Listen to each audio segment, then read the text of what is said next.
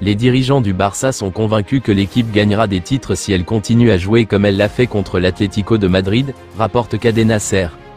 Le match contre l'Atlético s'est terminé par une défaite du Barça à domicile, mais le consensus général est que le Barça a très bien joué, les gros bonnets étant simplement en colère contre le résultat, pas contre la performance.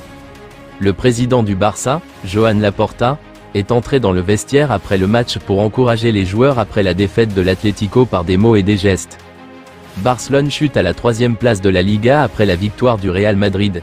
Le Barça a terminé de jouer au football pour 2024 et reviendra sur le terrain l'année prochaine en commençant par un match de coupe contre Barbastro. Ce n'est qu'à ce moment-là que nous saurons si l'équipe de Hansi Flick est sérieuse dans sa volonté de gagner quelque chose cette saison. Malgré les attentes initiales selon lesquelles Wojciech Szczęsny serait le gardien titulaire du Barça après la blessure de Marc-André ter Stegen, le gardien polonais n'a pas encore joué pour le club. Cependant, cela pourrait bientôt changer.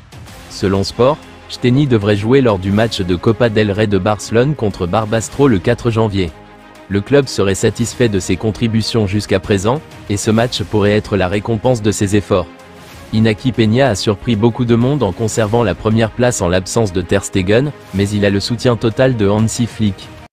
Le milieu de terrain du FC Barcelone Marc Bernal est de retour à l'entraînement léger en salle après avoir subi une blessure au ligament croisé antérieur au début de la saison.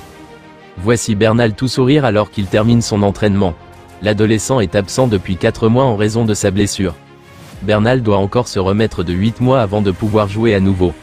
Cela signifie que son retour au plus tôt aura lieu en septembre ou novembre 2025. Joao Cancelo, qui évolue actuellement à Al Hilal en Arabie Saoudite, a exprimé son désir de revenir à Barcelone. Le défenseur portugais reste en contact avec ses anciens coéquipiers et espère une nouvelle chance avec le club blaugrana. Cependant, les contraintes financières rendent ce transfert peu probable. Cancelo aurait apprécié son séjour à Barcelone et aurait donné la priorité à son arrivée au club en 2023.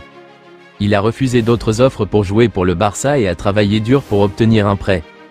Deco et Hansi Flick ont souligné la nécessité de renforcer le côté droit du Barça, mais explorent des options plus jeunes et plus abordables, malgré le désir de Cancelo de revenir.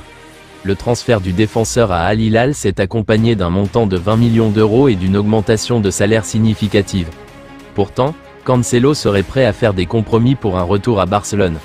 Le club, cependant, se concentre sur la recherche de solutions à long terme pour son équipe. Selon Sky Sport, Barcelone serait toujours intéressé par la signature de Joshua Kimmich. Les Blaugrana attendent le milieu de terrain expérimenté car il n'a pas conclu d'accord pour prolonger son contrat avec le Bayern qui expire en 2025.